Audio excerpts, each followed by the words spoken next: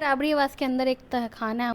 हाँ, तहखाना तो नहीं है, पैखाना है। उसमें जाकर नीरज जी को डूब जाना चाहिए। इसका तो ये गजब के आदमी हैं, जिस पे लाखों खर्च होता है सरकार का। ऐसे व्यक्ति को भ्रष्टाचार, जनहित और जन सरोकार से जुड़े हुए मुद्दे का एक शब्द मुंह से नहीं निकलता है। अब भर दिन बैठ कर के कौन सा प्रवक्ता है। राजमाता राबड़ी देवी, आदरणीय लालू प्रसाद यादव, राबड़ी आवास, हरा गमछा, यादव जाति, राष्ट्रीय जनता दल के लोग, और कंगन पे बोलने के लिए इनके पास पर्याप्त समय मिल जाता है कि राष्ट्रीय जनता दल आदरणीय लालू प्रसाद यादव जी और तेजस्वी यादव जी को हमेशा से यह बीजेपी और जदयू की सरकार ने फंसाने का काम किया। बाद बाकी तो इस दुनिया के सारे लोग राजा हरिश्चंद्र हैं, और जो बीजेपी में चले गए वो सब निरमा पाउडर से धुल गए। लेकिन लालू जी का अपराध यही है, राजमाता राबड़ी देवी जी का अपराध यही है, राष्ट्रीय जनता दल के कार्यकर्ता का अपराध यही है, लालू जी का अपराध यही है, तेजस्वी का अपराध यही है। उन्होंने कभी बीजेपी से हाथ नहीं मिलाया और हमेशा से आंख मिला करके उन पे सवाल खड़ा किया है और उनसे लड़ने का काम किया है। तो इसलिए इन लोगों को हमेशा मिर्ची लगी रहती है। नीरज कुमार जी से क्या कहेंगे आप? इस दुनिया के सबसे फालतू आदमी वही है। अगर आपको उनको कुछ सलाह देना होगा तो क्या देंगे? हम तो सबसे पहले कहेंगे, बड़े भाई आप पहले गुटखा खाना छोड़ दीजिए। गुटखा का बहुत प्रचार आप कर दिए इतना दिन में, गुटखा खाना छोड़ दीजिए। और दूसरी बात, अपने पद की मर्यादा को बचा के रखिए। आपके साथ दो चीज़ें जुड़ी हुई हैं, एक आप जदयू के प्रवक्ता हैं और दूसरा आप एमएलसी हैं, जिस पे सरकार का खर्च होता है। तो कम से कम आप अपने माध्यम से जन सरोकार, भ्रष्टाचार, सरकार को एक मार्गदर्शन और अच्छे चीज़ों, जन सरोकार से जुड़ी हुई चीज़ों को आप उठाइए, ताकि लोगों को लगे कि जदयू के प्रवक्ता समाज को भी मार्गदर्शन देने का काम किया है, अच्छी चीज़ों को रखता है। बिहार में इन दिनों जो है राबड़ी देवी के द्वारा छोटू छलिया को दिए गए हीरे के कंगन की चर्चाएं हो रही हैं। जेडीयू के एमएलसी लगातार इस पे सवाल उठा रहे हैं। उन्होंने ईडी को पत्र भी लिख दिया है और जांच की मांग कर रहे हैं। हमारे साथ राजद के विधायक हैं गौतम कृष्ण जी, इनसे बातचीत करेंगे। राबड़ी देवी पे अब जांच बैठेगी, ईडी को पत्र लिख दिया गया है, सर क्या कहेंगे? सबसे दुखद बात यह है, बीजेपी और जदयू की सरकार में जिस तरह से बहन बेटियों की इज्जत लूटी जा रही है, इस पे किसी प्रवक्ता के मुंह से एक शब्द नहीं निकलता है, मुंह में दही जम जाता है। राबड़ी देवी जी की कंगन पर, राबड़ी आवास पर, लालू जी के सिक्योरिटी पर, हरा गमछा पर, यादव जाति पर, राष्ट्रीय जनता दल के कार्यकर्ता पर इनके मुंह में सरस्वती बैठ जाती है।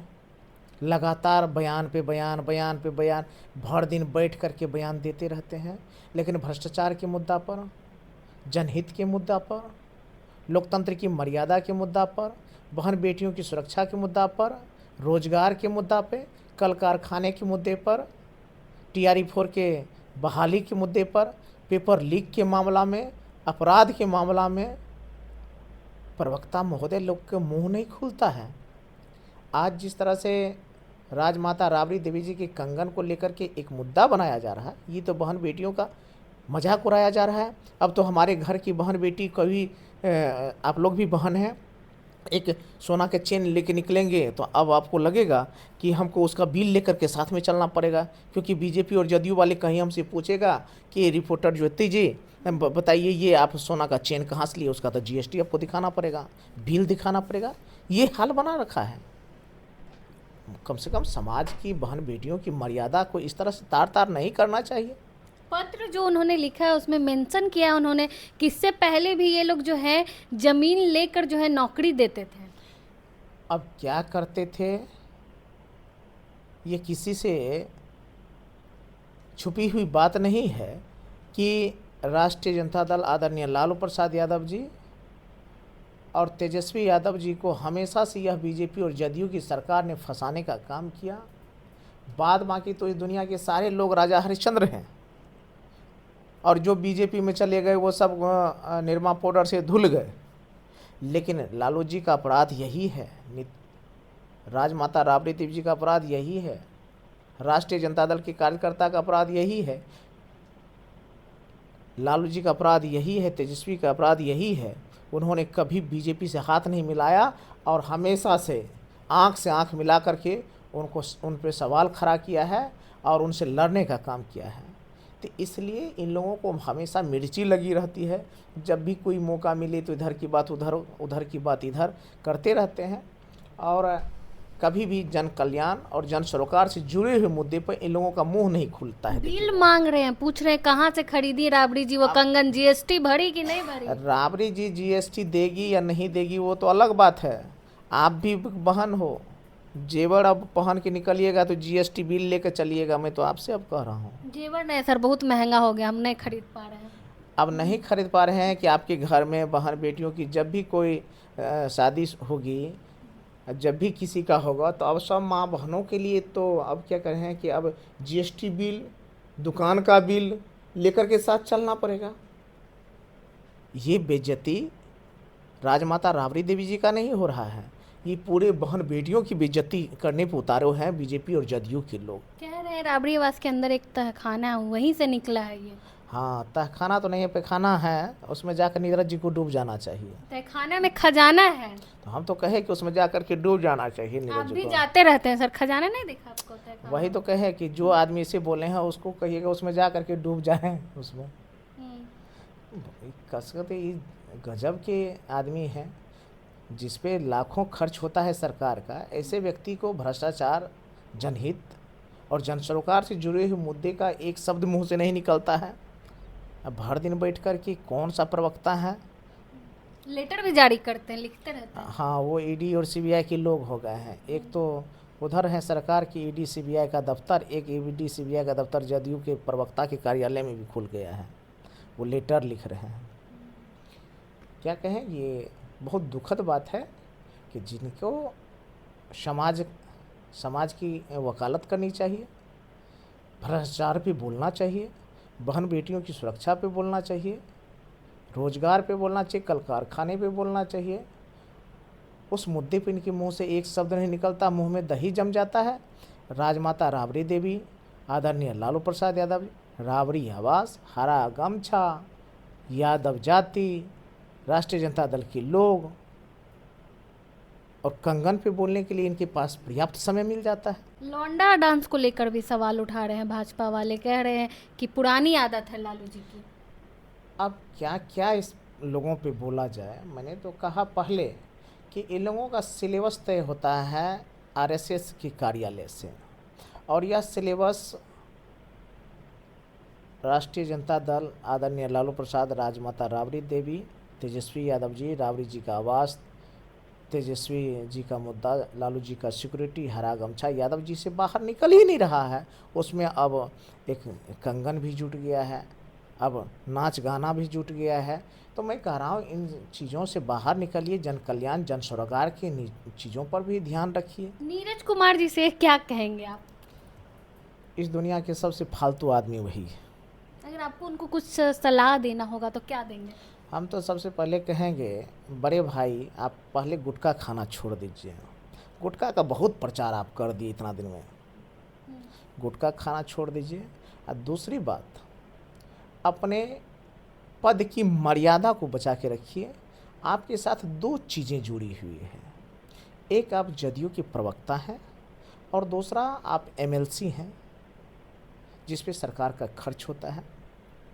तो कम से कम आप अपने माध्यम से जन सरोकार, भ्रष्टाचार, सरकार को एक मार्गदर्शन और अच्छे चीज़ों, जन सरोकार से जुड़ी हुई चीज़ों को आप उठाइए, ताकि लोगों को लगे कि जदयू के प्रवक्ता समाज को भी मार्गदर्शन देने का काम किया है, अच्छी चीज़ों को रखता है।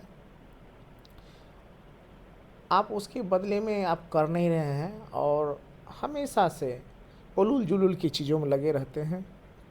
याद रखिएगा, सामाजिक मर्यादाएं, संवैधानिक मर्यादा सारे डिग्री से ऊपर होता है। जिस दिन यह मर्यादा टूटता है तो यह किसी को अच्छा नहीं लगता है। अब देखिए, किसी महिला को हम जेवर पहने हुए देखें और देखने के साथ मेरे मन में आए कि इसका जीएसटी बिल कहाँ होगा, ये किस दुकान से खरीदी हुई, ये ओरिजिनल है कि डुप्लीकेट है, तो सोचिए कि आप क्या दे रहे हैं इस समाज को। माँ बहनों के प्रति जो हम लोगों का एक नज़रिया है, माँ की उम्र की होती है तो लगती है माँ है, बहन की उम्र की है लगती है बहन है।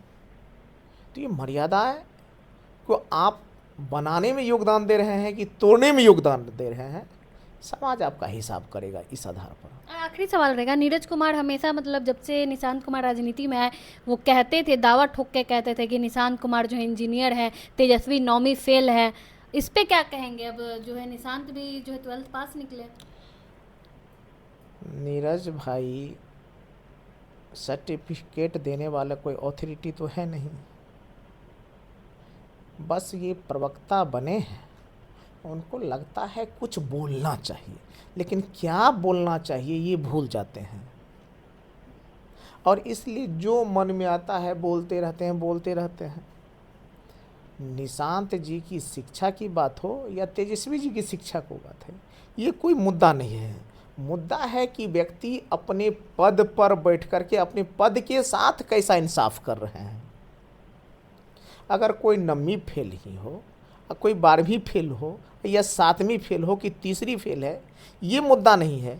अगर हमारे संविधान में इस तरह का प्रावधान होता कि नहीं, लोगों की इस स्तर की डिग्री प्राप्त करके ही यह पद धारण करना चाहिए तो अलग बात है। अगर हमारे संविधान निर्माताओं ने अगर इस तरह का कोई प्रावधान नहीं किया है तो इसका मतलब है कि यह मुद्दा नहीं है। मुद्दा क्या है कि जिस पद पर आप बैठने जा रहे हैं या बैठे हैं, उस पद के साथ आप कैसा इंसाफ कर रहे हैं। जैसे स्वास्थ्य मंत्री, निशांत जी स्वास्थ्य मंत्री हैं, तो निशांत जी का स्वास्थ्य विभाग के प्रति क्या नज़रिया है, उसको सही करने में उनका क्या तौर तरीका है, उनके भ्रष्ट अधिकारियों के प्रति इनका कैसा रुख है, रवैया है, कार्रवाई है, रोगियों पेशेंटों के साथ सही से इलाज हो रहा है नहीं हो रहा है, इस पर क्या नज़रिया है, हॉस्पिटल सही से चल रहा है कि नहीं चल रहा है, डॉक्टर सही से काम कर रहे हैं नहीं कर रहे हैं, उनके स्टाफ खुश हैं या नहीं है, पेशेंट खुश हैं नहीं है, हॉस्पिटल की स्वच्छता और विधि व्यवस्था सही है नहीं है, ये उनका होना चाहिए, इस पे सवाल होना चाहिए। अब कितना पढ़े हैं नहीं पढ़े ये मुद्दा नहीं होना चाहिए। लेकिन ये तो जनता को गुमराह करना हुआ ना सर। उसी तरह तेजस्वी यादव जी की काबिलियत तो देखिए आप, तेजस्वी यादव जी की काबिलियत आपको नहीं दिखती है, तेजस्वी यादव का जन सरोकार से जुड़ी हुई मुद्दा तो नहीं दिखता है, वह लोगों के दिल में बसते हैं ये तो नहीं दिखता है। तो इसलिए हम कहे कि जो वाजिब सवाल होने चाहिए उन सवालों पे इन लोगों के मुंह से एक शब्द नहीं निकलता है, और जो सवाल कभी होना ही नहीं चाहिए उन सवालों को सामने खड़ा करते रहते हैं। मतलब जनता को उन्होंने गुमराह किया, इंजीनियर करके चुनाव प्रचार किया, सर प्रसार किया उनका, अब कह रहे हैं 12th ही पास है। हम तो कहें कि भैया पहले ये 12th पास हो या क्या पास हो ये कोई मुद्दा ही नहीं है, लेकिन इन मुद्दा को मुद्दा बना रहे हैं ये लोग इसलिए कि तेजस्वी यादव जी को ये लोग बहुत टारगेट किए कि तेजस्वी यादव जी 9वीं पास है या फेल है। तो अब उन लोगों को जवाब देते नहीं बन रहा है कि उनके जो मंत्री साहब हैं जिनको ये इंजीनियर बता रहे थे, अब इनके पास कोई जवाब नहीं मिलता है। उनके सम्राट चौधरी जी के प्रति इन लोगों का कोई जवाब है नहीं, उनके प्रधानमंत्री जी के बारे में इन लोगों के पास कोई जवाब है नहीं। तो इसलिए जो सवाल खड़ा किए हैं उस सवाल में खुद फंस गए हुए हैं। तो इसलिए कहें कि जन सरोकार से जुड़े हुए मुद्दे पर लोगों को बातचीत करनी चाहिए, क्योंकि पद की मर्यादा एक बड़ी बात होती है, पद की मर्यादा को बनाए रखना चाहिए। बहुत बहुत धन्यवाद। बाकी पूरी बातचीत को लेकर आप क्या सोचते हैं अपनी राय कमेंट बॉक्स में जरूर